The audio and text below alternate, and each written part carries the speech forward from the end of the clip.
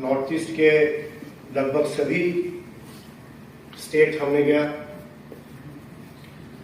त्रिपुरा, अरुणाचल जैसे जगह में, नागालैंड, मिजोरम में उनके एसोसिएशन की तरफ से और उनके वहाँ के फुटबॉल के साथ जुड़े हुए युवा खिलाड़ियों की तरफ से बहुत उत्साह देखने को मिला।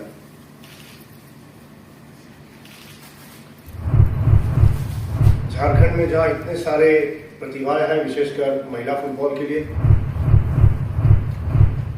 और दूर दूर गांव में जिस तरह से आदिवासी बच्चे फुटबॉल खेलते हैं, हमने अभी कोडरमा गए थे तो बच्चे ने कभी सिस्टमेटिक कोचिंग के अंदर फुटबॉल खेले ही नहीं, लेकिन उनके जो खेलने की उत्साह, मैं समझता हूं कि उनको भी यदि सिस्टमेटिक ट्रेनिंग दिया जाए तो झारखंड से आगे और सारे खिलाड़ी मिल सकते हैं। टाटा फुटबॉल एकेडमी झारखंड में होने के कारण झारखंड की स्टेट टीम तो हमेशा अच्छी होती है,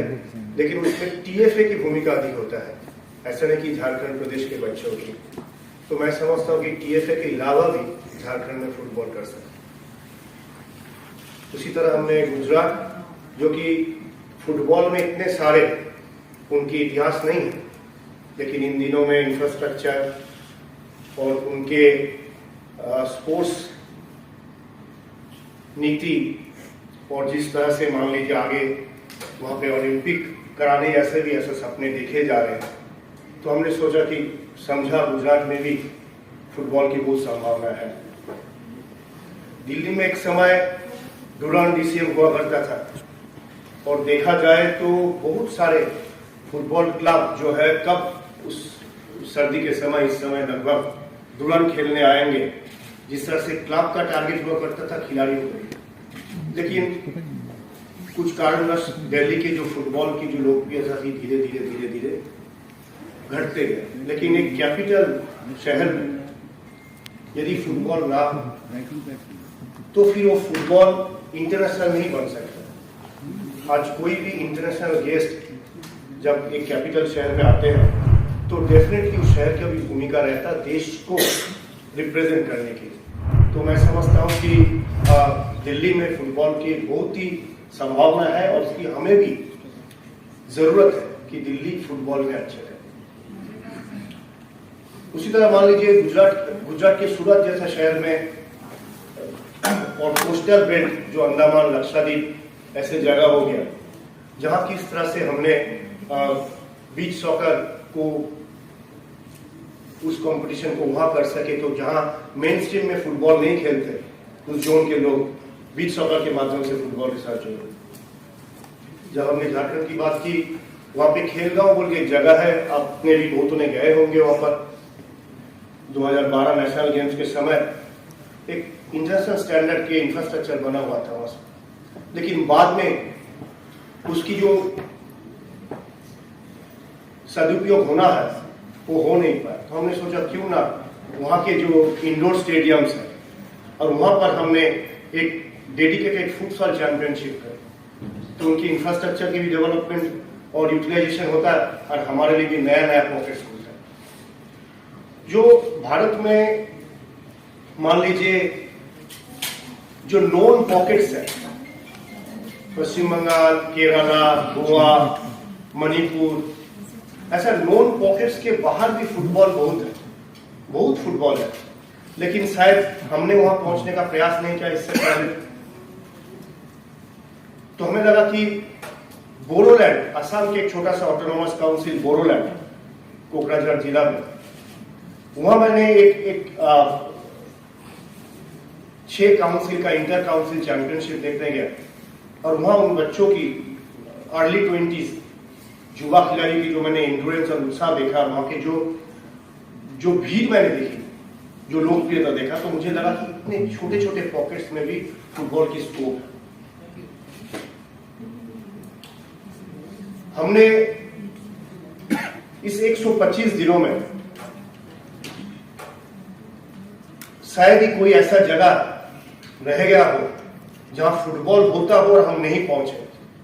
कश्मीर के डाउनटाउन जो शहर है, जो टाउन, वहां 70s 80s में फुटबॉल इतना पॉपुलर हुआ करता था। वहाँ के लोगों से जब मेरी बात हुई, उन्होंने बताया कि साहब शहर बंद होता था जिस दिन वहाँ पे किसी दिन फुटबॉल, लेकिन आज हमारे वहाँ फुटबॉल नहीं है, लेकिन संभावनाएं बहुत है। तो हमने सोचा किस तरह से कश्मीर में जो पुराने उनके फुटबॉल के प्रति उनकी जो लगाव था और उनके फिजिकल स्ट्रक्चर जैसे हैं जिसमें फुटबॉल की लाभ हो सकती थी, वो हम ला सकते। उसी तरह हरियाणा, पंजाब में, हिमाचल में किस तरह से वुमेन फुटबॉल की डेवलपमेंट हो, क्योंकि आपने देखा कि under 17 women world cup host करते हुए हमारा ये अनुभव रहा कि जिस तरह से अंडर 17 की चैंपियनशिप की परफॉर्मेंस रहा, उससे शायद बेहतर खिलाड़ी हमारे देश में है और कोई भी कारणवश उन तक हम पहुंच नहीं पाए और वुमेन फुटबॉल को भी हमें देखना है। इस दौरान हमने एएफसी और फीफा के कई प्रतिनिधियों से, चाहे वो प्रेसिडेंट ऑफ फीफा हो, प्रेसिडेंट एएफसी हो, सेक्रेटरी जनरल फीफा हो, सेक्रेटरी जनरल एएफसी हो, साफ के प्रेसिडेंट, साफ के सेक्रेटरी जनरल और भिन्न भिन्न प्रकार के जो पदाधिकारी जो तरह तरह के काम देखते हैं, जो हम जैसे देश जिनकी रैंकिंग बहुत खास नहीं है और हमें कहने के लिए बहुत गौरव नहीं महसूस होता है, ऐसा रैंकिंग वाले एक देश किस तरह से फीफा, एएफसी और साफ के साथ अपना इंटरनेशनल रिलेशनशिप बढ़िया बना करके अपने देश के फुटबॉल को लाभ पहुंचा सके। हमने पिछले 125 दिनों में 5 बार फीफा प्रेसिडेंट से हमारा मिलना हुआ और मैं समझता हूं कि 106 रैंक वाले फुटबॉल के एक देश के लिए ये बहुत बड़ा प्राप्ति है कि जहां फीफा प्रेसिडेंट के साथ आप बात करते हो और अपने फुटबॉल की दिशा क्या हो, भविष्य की रूपरेखा क्या हो, उस पर आप बात कर सकते हो।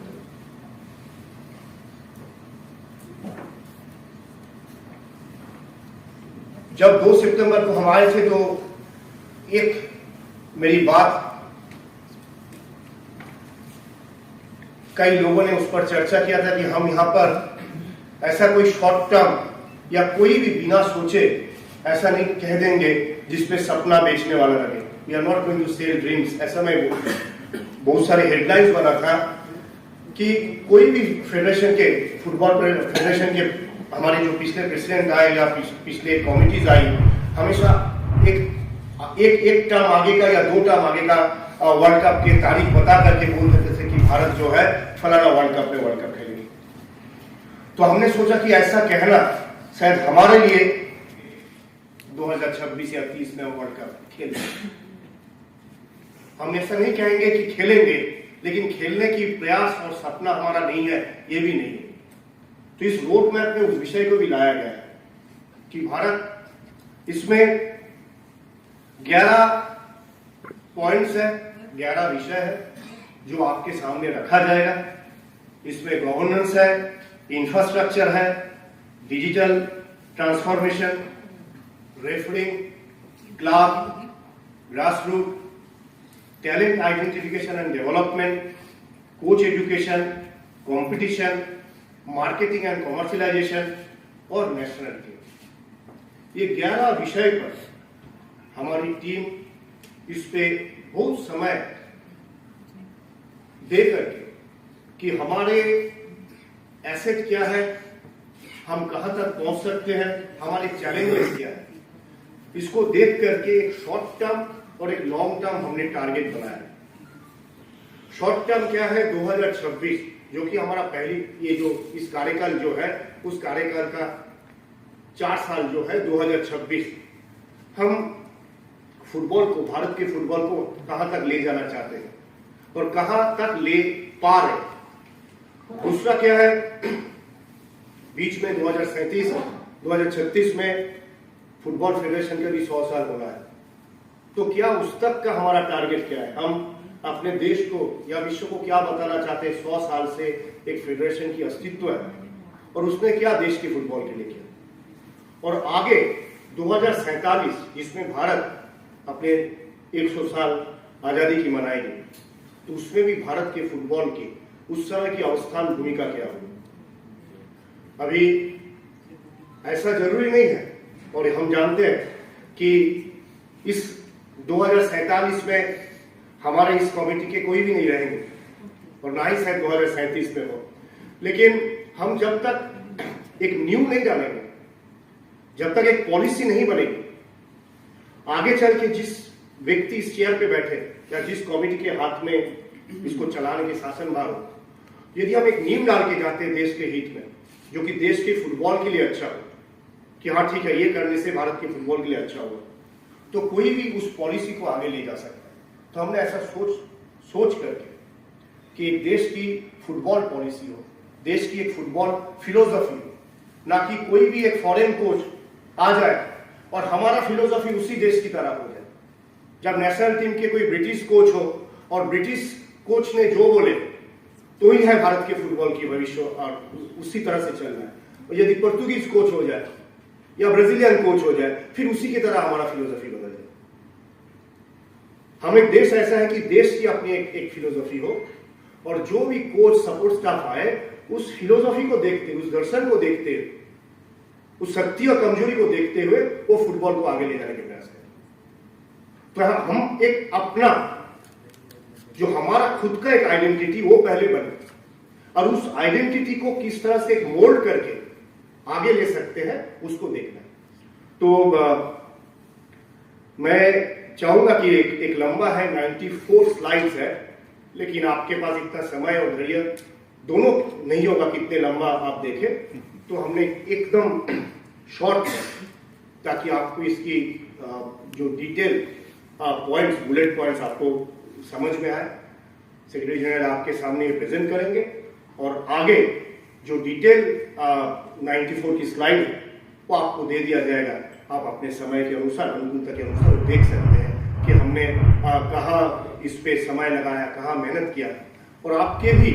यदि ऐसा लगे कि इस पे कुछ जोड़ने से देश के फुटबॉल के लाभ हो, देश के फुटबॉल के लिए अच्छा हो, तो मैं आपसे ये, आप रिपोर्टर होने के बावजूद भी यदि आपको लगे कि किसी सुझाव फुटबॉल फेडरेशन के हित में हो, तो आप इस पर भी कर सकते हैं, और हमारा जो पॉलिसी मेकिंग टीम है इस पर विचार करके उसको इनकॉर्पोरेट करेंगे। Thank you very much.